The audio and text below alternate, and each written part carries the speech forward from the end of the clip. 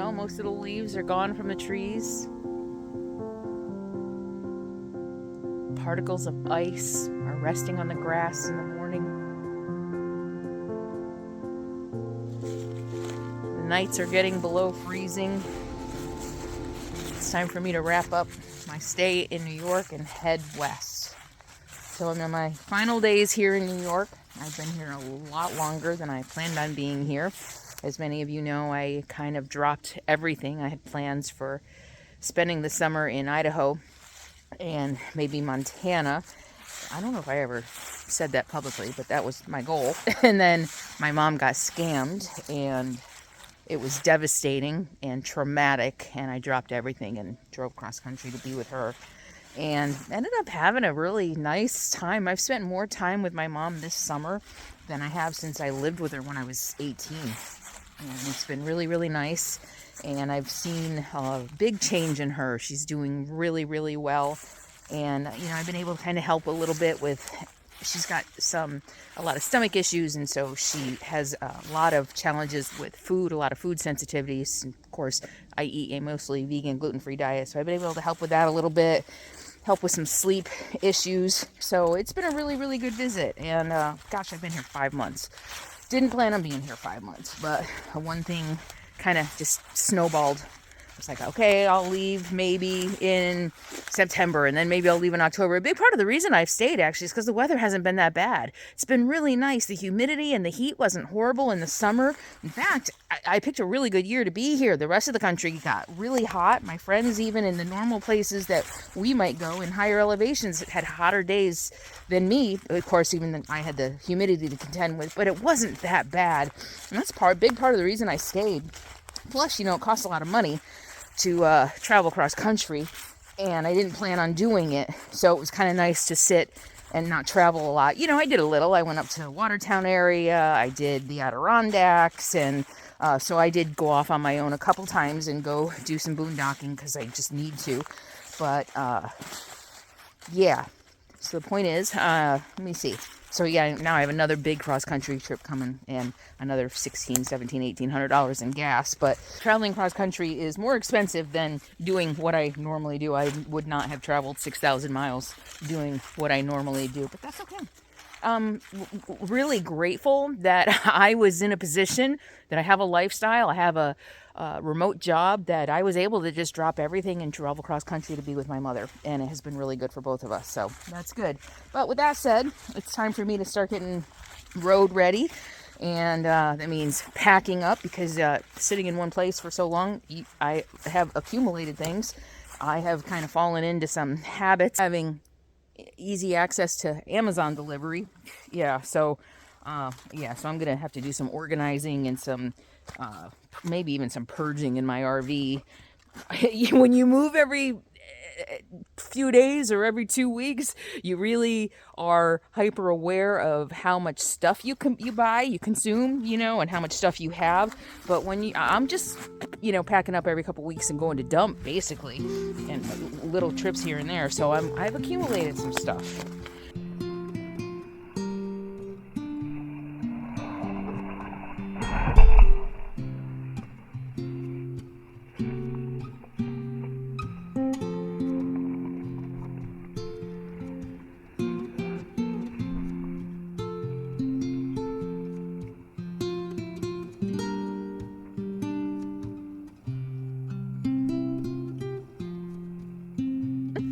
We'll go get treat. We'll go get treat.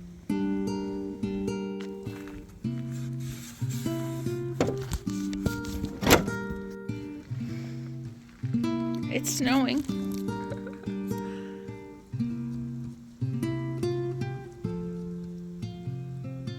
So I'm really busy, working really hard, getting myself prepared to get back on the road, back to my nomadic life. But I've also been taking some steps to make sure my mother stays safe when I'm gone. She got scammed out of thousands of dollars before I got here. And so we've been practicing how to stay safe. I've been educating her on what scams look like and things like that and what to watch out for. And we've been practicing if she gets another call that sounds like me. We've been doing a lot because I want to make sure my mother stays safe. So keeping my mother safe online is something I'm really concerned about, making sure that she can recognize a phishing email, a spam text. And she's been getting a lot of texts, you know, your package is delayed, click here.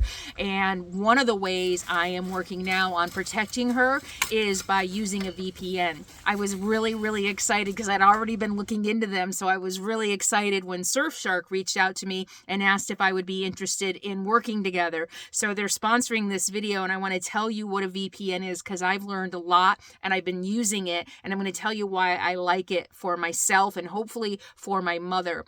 So if you're not aware, a VPN is a virtual private network, and what it does is it gives you a level of security and privacy online that you probably don't currently have. It's like they say it's like wearing a mask outside. When you're online, it'll encrypt all of your information like through a tunnel, your VPN Surfshark here on your laptop, which by the way is super easy to install in just a few minutes. So it creates a tunnel from my computer, let's say to my bank.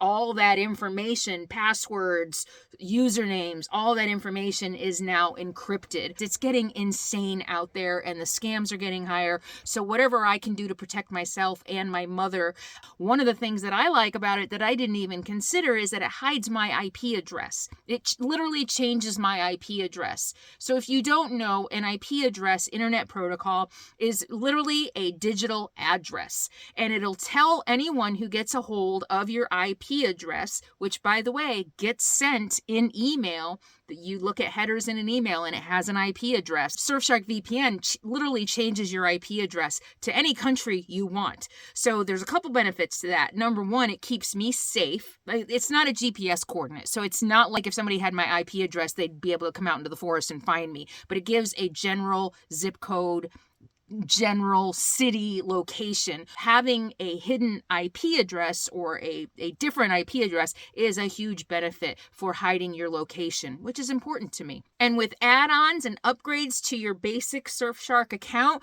you can get things like Surfshark Alert, which will monitor your personal data and let you know if there are any breaches. And they also have an antivirus, Surfshark antivirus. So if you want antivirus and VPN all in one place, Surfshark is a really great tool to get that with just a simple upgrade to your basic account. And if you want to try Surfshark, go ahead and check the link in the video description. You're going to get up to 81% off plus 6 months extra for free when you sign up for Surfshark this month. Click the link in the video description, use Carolyn's RV, and start protecting yourself online today. You look a little cold. You look a little cold. Should I turn the heat back on? All right, so I'm gonna get my fluids checked. So I'm just a little low on coolant and power steering fluid. I'm wondering if maybe the noise is power steering. No, because it happens all the time. Whether I'm accelerating, whether I'm coasting, it happens all the time. People ask me how often I check my fluids, and I know that I don't go through a lot, so maybe every few months I check everything. And I also change my oil very regularly, but I do have a small oil leak now, so I am checking my oil more often.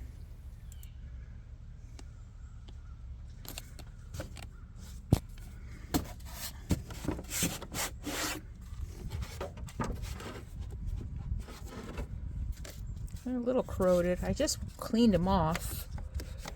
I think they're fine for now.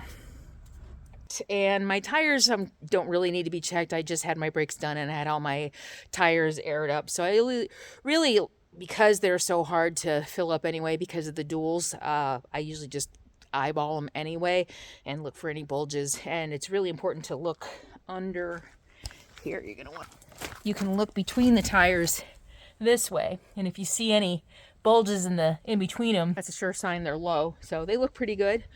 So that's what I'm going to do. And also, the noise in my, let's go inside, it's cold. It snowed. It's cold. I'm plugged in, so I have the space heater going because I've had constant condensation on all my windows because, you know, propane heat releases moisture and everything is wet around my windows because of the condensation. So it's nice to run the electric heat and kind of get rid of the condensation a little bit. But the, what? You gonna make me show them my setup for filming in here? This is my setup for filming in here. Yep. What? What? You want kisses? Are you wanting attention? What are you doing? What? We gotta tell him a story. She's got a scar on her face. Look it. She stuck her face in a hole. Can they see it? Look at that. Yeah. Because you stuck your face in a hole and probably got cut by some glass. Huh. Alright, so it's a mess in here. So, trigger alert.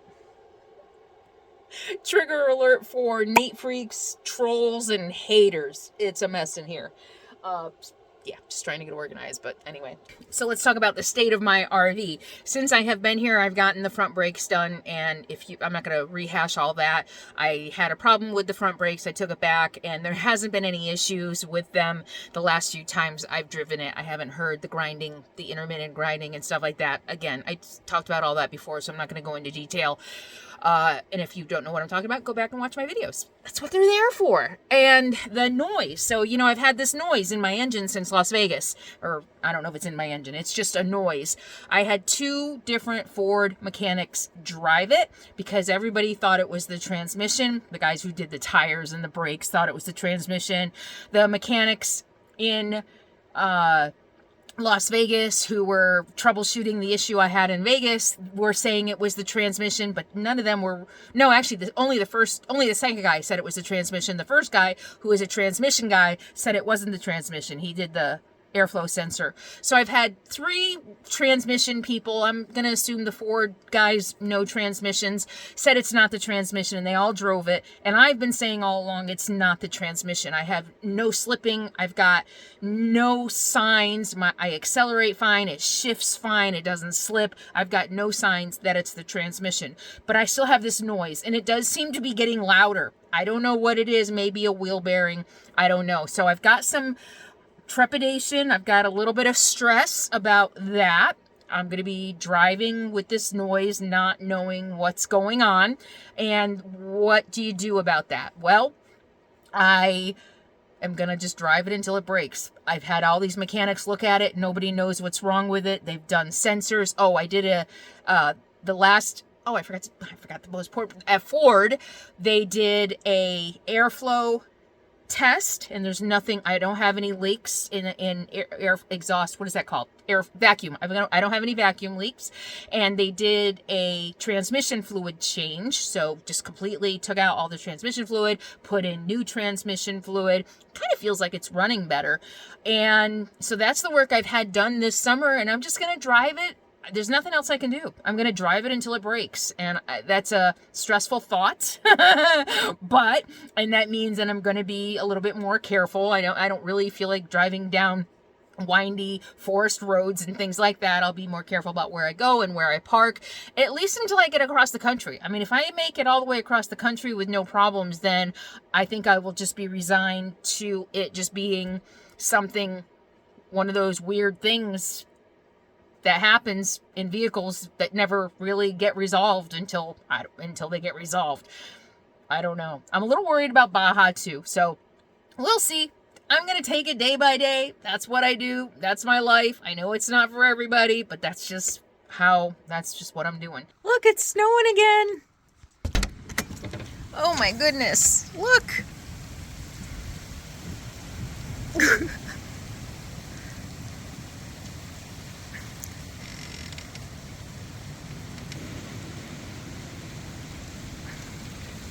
Wow.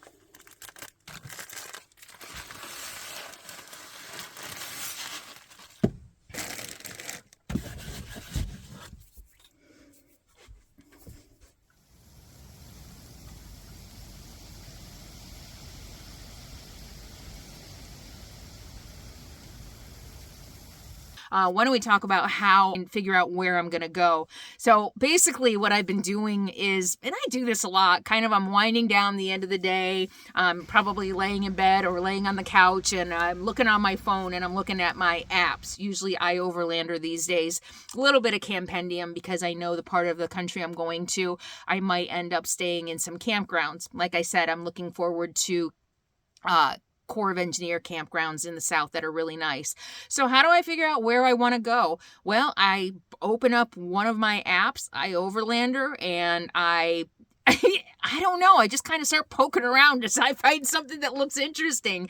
This time I really wasn't sure where I wanted to go, but because I'm getting out of here so late, the northern route and even the central route is kind of out of the question. And besides, I kind of got bored. I have been going through the same states back and forth now for 3 years, and I wanted to do something different. So I found a spot in Alabama that looks really interesting. A random spot. It's just a random kind of stealth camping spot, and that's where I'm gonna go. I was like, you know what? This looks really interesting, and there's some cool stuff nearby, and I'm like, okay, that's gonna be my destination. And I was looking around. Pennsylvania, like where do I want to stop in Pennsylvania? Do I want to go through Kentucky? Do I want to go through Tennessee? And right now I just said, okay, from here, I know that I eventually want to end up at this point in Alabama, and I'll figure out the rest as I go, kind of day by day. It can be a little overwhelming to look at the maps, multiple states at a time. And I'm finding the last few trips that I'm making cross country, I kind of just like figuring it out the day of. So I wake up in the morning and I'm like, okay, I'm going to drive in this direction today. What's around me? What do I want to see? What route do I want to take? Do I feel like driving the interstate today, or do I feel like doing the back roads today? Things like that. I mean, I really take it day by day, and then I'll drive for 3 or 4 hours and I'll be like, okay, I think I'm going to want to stop in an hour or so. So let me see what's around me, and I'll look on the apps, any interesting looking campgrounds, any sites I want to see, any waterfalls or nature or vegan restaurants even sometimes, or do I need supplies? Do I need propane? Do I need to dump? That often can also dictate where I end up. But it's really just, I mean, I decided 2 nights ago, okay, this spot in Alabama looks pretty cool. And I'd been looking for 4 or 5 days trying to decide, do I want to go this way? Do I want to go this way? Do I want to go down, to North Carolina? Some friends of mine are probably going to meet up with me. And we were like, let's go to Asheville, North Carolina. And I was like, we did that. Let's do something different. So I was trying to decide, do I want to go down North Carolina, South Carolina, and down that way? Or do I want to go diagonal, or do I want to go straight down? There's some pretty big decisions. So I settled on a place in Alabama. And I think what I'm going to do is go straight across the Gulf Coast and spend some time, I think, also in New Orleans. I actually might meet up with a friend in New Orleans. And I'm even going to go through Texas. I usually avoid Texas, but I feel like I'm missing out on some pretty cool stuff. So I'm even going to end up going through Texas. I don't know how long I'm going to take. I mean, it could take 2 months. I'm probably going to end up in Arizona. A lot of you have been asking me where I'm going to go. I would love to spend another winter in New Mexico, but I have friends in New Mexico and it's already getting pretty cold there, and I had some pretty teens weather when I was there. Of course, the way south, it's not as bad as the northern part of the state, but that's the plan right now. So so that's how I figure out where I'm gonna go. Literally, usually it's a day at a time. And right now though, just having a point destined, like, okay, this is where I'm aiming for, is kind of helping me, because I really just don't have any like strong urges to be anywhere, really. You know what I'm saying? I mean, I've done a lot. I've been on the road a long time, and the first few years it's like, oh, I want to see this, oh, I want to see that, oh, I've never been to Minnesota, let's go to Minnesota. And now it's kind of like, I've been to every state. And I've been through the central states many times. And how many times can you drive through Oklahoma? You know, I mean, there's a lot more to see in each state that I haven't seen. So I'm excited. I'm excited about doing the Gulf Coast. I'm excited about the beach. It's kind of like prep for Baja. I'm really excited about Baja. So yeah, so that's the plan. And I hope you'll stay with me. I hope you'll join me along on my journey west. And I appreciate you hanging out with me this summer. I know that my videos have been a little bit different because there hasn't been a lot of boondocking content. And I know a lot of you are enjoying the compilation. So thank you. And just thank you all so much for being here. I really appreciate you. And don't forget to get that great deal on Surfshark, 81% off and 6 months extra for free. Carolyn's RV discount code, link in the video description. I will see you next time. I appreciate each and every one of you for being here. It means a lot to me. And see you soon. In the meantime, be happy, be free, and be kind. I'll see you soon.